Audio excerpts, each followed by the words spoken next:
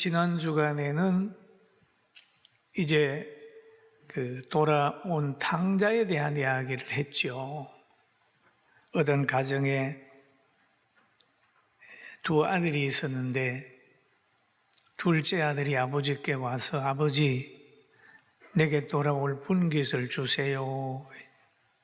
그래 아버지께서는 그래 형님하고 동생 각각 나누어 줬어요. 그런데 동생이 얼마 있다가 다 정지해가지고 먼 나라로 갔어요. 아버지 통치가 또 간섭이 없는 나라에 가가지고 허랑방탕했어요. 그런데 그곳에 흉년이 오게 되니까 이 집 나간 아들이 먹고 살아야 되니까 직장을 구했는데 돼지 치는 돈부가 됐어요. 얼마나 흉년이 들었는지 돼지 먹는 지엄 열매를 먹고자 했는데 주는 자가 없었어요. 그래서 그는 너무 배가 고프니까 집 생각을 하는 겁니다. 야, 아버지 집에는 종들도 나보다 더 잘 사는데 아버지 집으로 돌아가야 되겠다 생각을 하고 아버지 집으로 돌아왔던 온 내용을 지난 주간에 말씀을 드렸어요. 그리고 탕자는 뭐냐? 자기의 모든 것을 가지고 나가지만은 결국 환경에 진다. 가난을 이기지 못한다. 환난을 이기지 못하는 것이 집 떠나간 탕자의 모습이다. 또 예수 믿는 사람이 예수님 떠나가지고 세상에 가 살면 바로 세상에 다 먹힌바 되고 고통 속에 빠질 수밖에 없다 라고 하는 것을 교훈하는 내용이기도 합니다. 그런데 이 두 아들이 이제 둘째가 스스로 돌이켜 아버지 앞에 오는 거예요. 오니까 아버지는 기다렸다는 듯이 있다가 먼 곳에 아들이 나타나니까 달려가서 목을 안고 입을 맞추고 사랑을 베풀어 주는 거예요. 좋은 옷을 내어다가 종에게 입히라고 그래요. 가락지를 끼워줘요. 신발을 신겨줍니다. 이것이 아버지 성품이에요. 부모의 마음입니다. 부모의 마음과 형제의 마음은 달라요.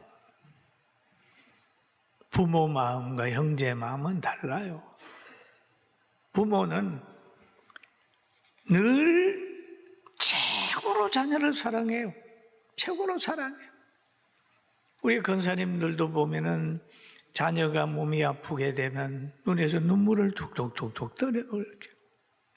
우리 아들이요, 우리 딸이요. 무엇이든지 아끼지 않고 쏟아붓고 싶은 것이 부모 마음인데 오늘 이 돌아온 탕자를 향해서도 아버지가 마음을 확 쏟았어요. 옷만 갈아입힌 것도 아니에요. 가락지만 준 것도 아니에요. 신발만 준 것도 아니라 그것도 모자라니까 야, 살찐 송아지를 잡아라. 그리고 풍악을 울려라. 동네 사람들을 초청해라. 그래가지고 그냥 파티가 일어났어요. 파티가 일어났어요.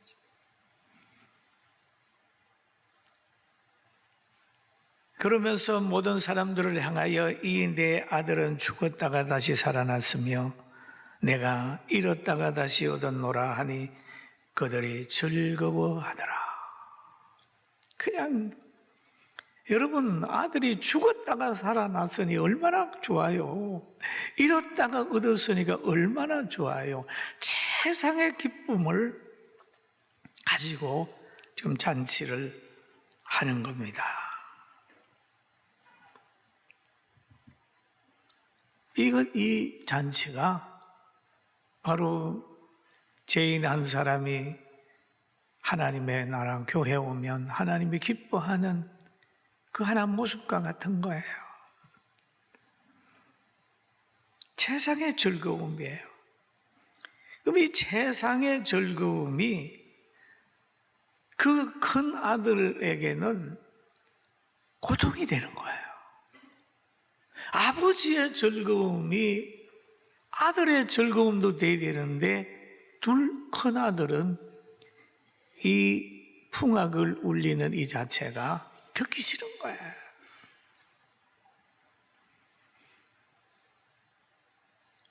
아버지의 보호 속에 살아가는 맏아들이 지금 밖에서 일하고 있다가 집에 돌아오니까 자기 집에서 막 풍악이 울려나고 춤추는 소리가 들리고 동네가 시끌벅적한 거예요. 그래서 종을 불러서 물어보는 거예요. 이게 무슨 일이냐? 우리 집에 무슨 일이 있느냐? 물어보는 거예요.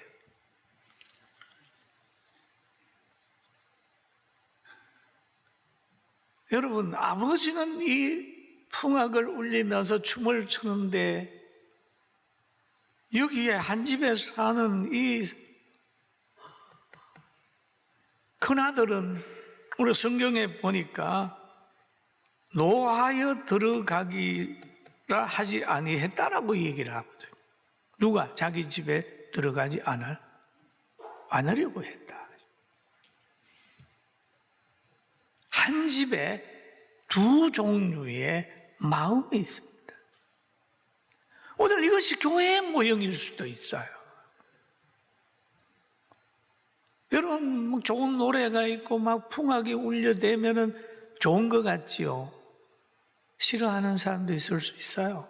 그래서 이 돌아온 아들 역시도 동생을 더 사랑하는 아버지에 대한 분노가 있어가지고 아버지에게 원망하고 불평하는 거예요. 나는 아버지한테 굉장히 헌신하고 거역한 일이 없는데 나는 염소 새끼라도 안 해주고 그럽니까? 하고 아버지한테 대들고 있잖아요.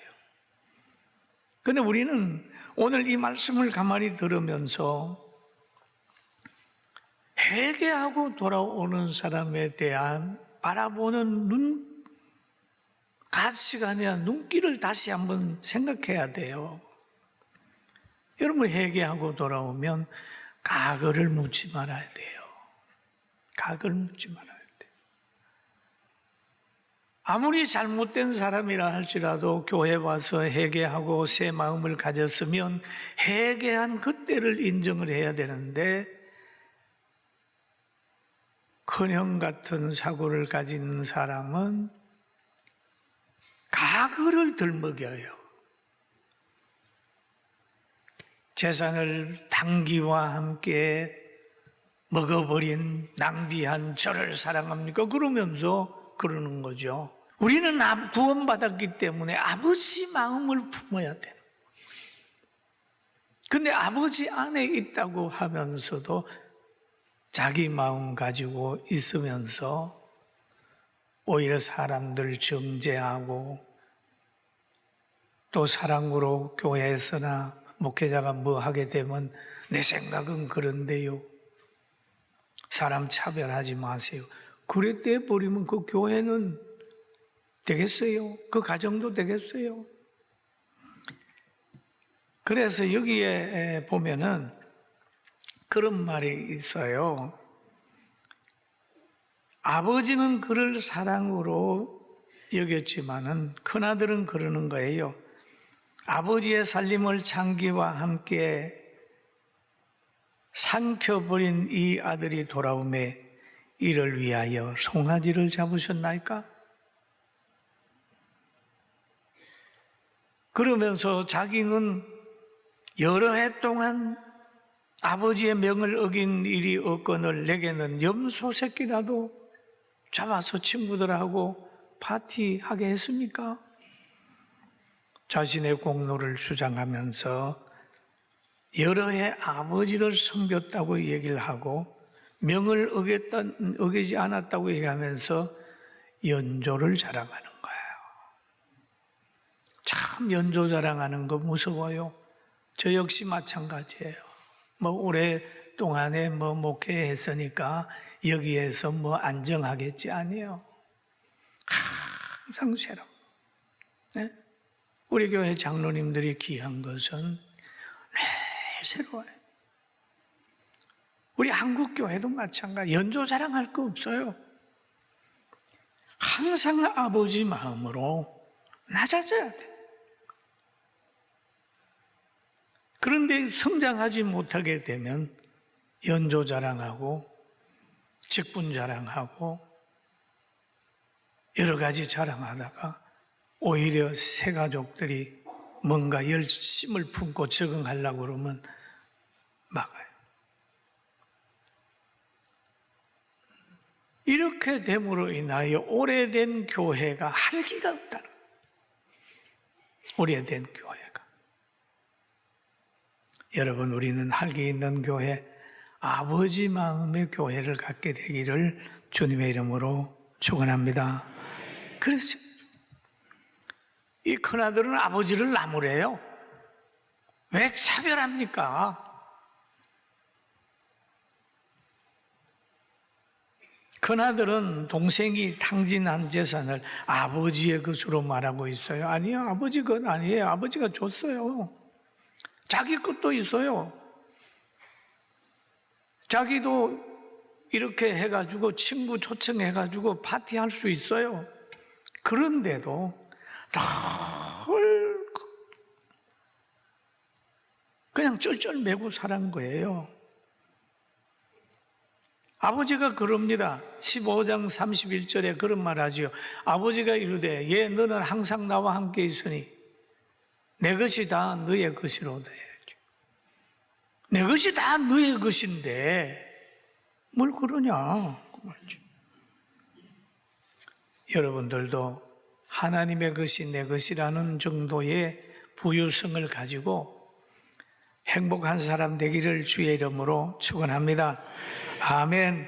죄가 있고 어려운 환경이 오고 질병이 오면 하나님께서 성화를 이루려고 해결시키려고 주는 환경인 줄 알고 늘 범사에 감사하면서 가는 거예요.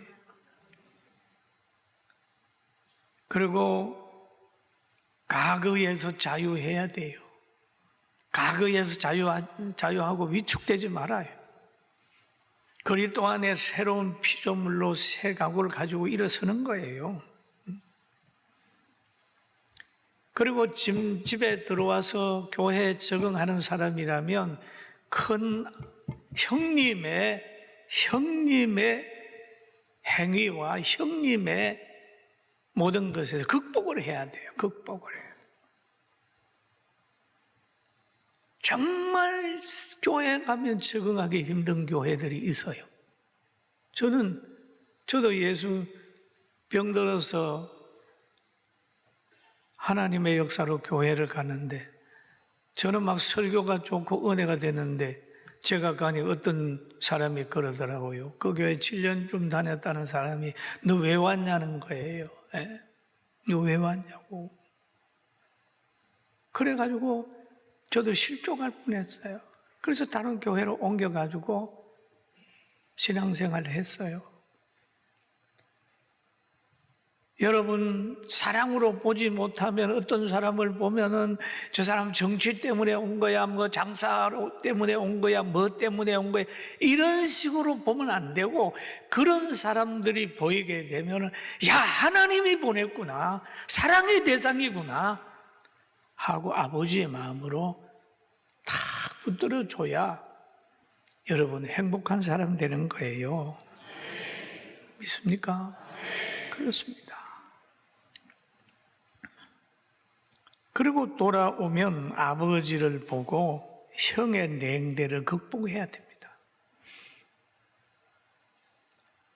여러분, 교회만 그런 게 아니에요. 정치판도 그렇답니다. 신참들 가면은 위에 있는 사람들 눈치 본다고 정신없대요. 회사도 마찬가지예요.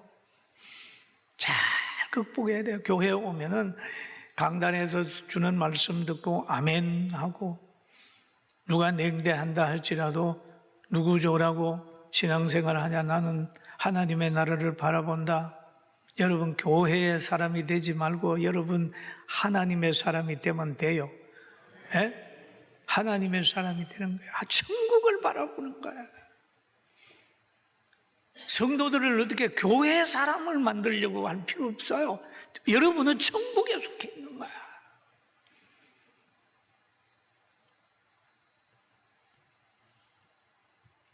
그리고 아버지가 얼마나 귀하게 여겨요. 내 동생은 죽었다가 살아났으며 내가 잃었다가 얻었기로 우리가 즐거워하고 기뻐하는 것이 마땅하니라. 아버지 보기에는 풍악을 울리고 옷 갈아입히고 신발 신기고 가락지 주는 거, 이거는 마땅한 일이다라고 하는데 왜 집 안에 있는 아버지에게 순종한다고 하는 형님은 못마땅하게 생각하냐 이 말이에요.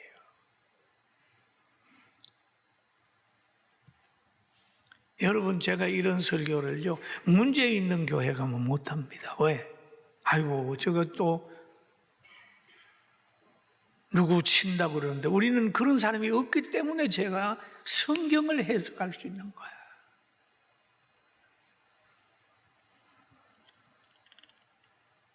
아버지의 즐거워하고 기뻐하는 것이 아버지 편에서는 매우 합당한 거예요. 그러나 마땅한 행위가 잘못되게 보여지는 큰아들이 있는데 절대 그 아들 반열에는 한 번도 서지 않기를 주의 이름으로 축원합니다. 아멘. 그리고 예수님이 공생의 기간 동안에 마태복음 18장에 보면은 이런 말씀을 하셨어요.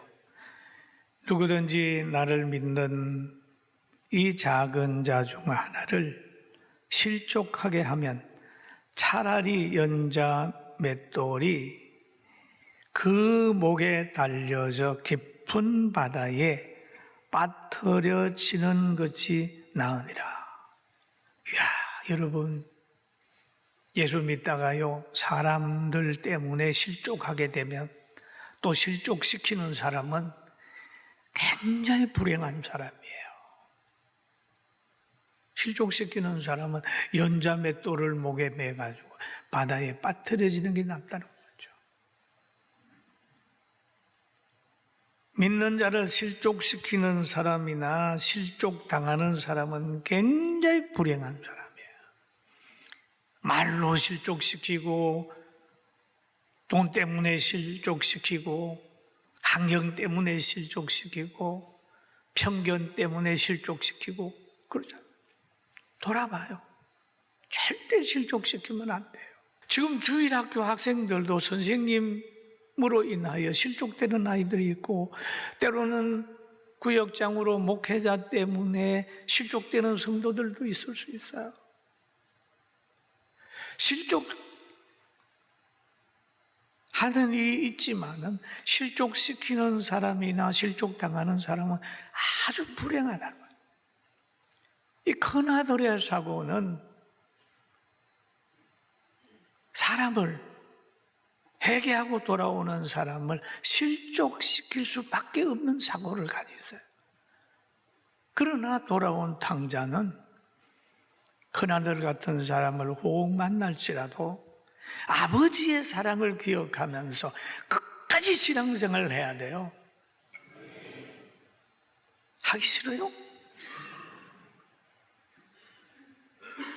끝까지 신앙생활을 해야 될 줄로 믿습니다.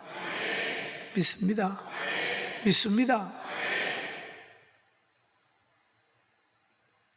신앙생활을 하다 보면요, 어디 가서 열심히 하나님 중심으로 살다가 보면 외로워질 때가 있어요. 자기들끼리 그룹을 딱 형성을 해가지고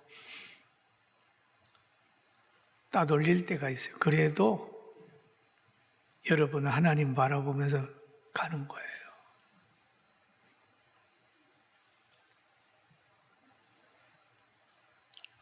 (18장) 마태복음 7절에 보니까 이런 내용이 있죠. 한번 같이 볼까요? 실족게 하는 일이 있음으로 말미암아 세상에 하가 있도다. 실족하게 하는 일이 없을 수는 없으나 실족하는 그 사람이 하가 있다. 실족시키면은 실족시키는 물로 인하여 세상에 하가 온다. 실족시키는 사람도 어렵고 실족당하는 사람도 어려워요. 끝까지 믿음을 가져. 이 큰아들 같은 존재가 누구냐? 목사도 그럴 수 있어요. 나도 그럴 수 있어요. 우리 장로님들도 그럴 수 있어요. 우리 권사님들도 그럴 수 있어요. 조심해야 돼요. 오래 신앙생활을 하다가 보면 주인의식을 가지고 타성에 젖어가지고 늘 자기 의도를 가지고 자꾸 얘기할 때가 있어요. 교회는 예수 그리스도가 주인이고 하나님의 말씀대로 가는 것이 원리인데 깨어있지 않으면 자기가 자꾸 나와요. 그래서 깨어있어야 모든 것을 바르게 할 수 있습니다. 저는 오늘 이런 글을 한번 썼습니다. 깨어 기도하라. 깨어 있으면 모든 것을 분별하고 지키나 잠이 들면 내 것이 아무것도 없다. 깨어 있으라는 말은 모든 것을 이기고 가지라는 사랑의 부탁임을 체험한 자만 안다. 깨어있는 자에겐 권세가 임하게 되고 잠자는 모든 자에게는 어둠의 세력이 지배한다. 평화를 원하면 전쟁을 준비하라.